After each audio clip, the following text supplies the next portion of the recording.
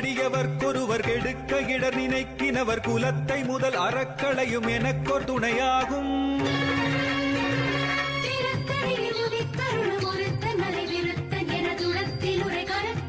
வேலும் மயிலும் துணை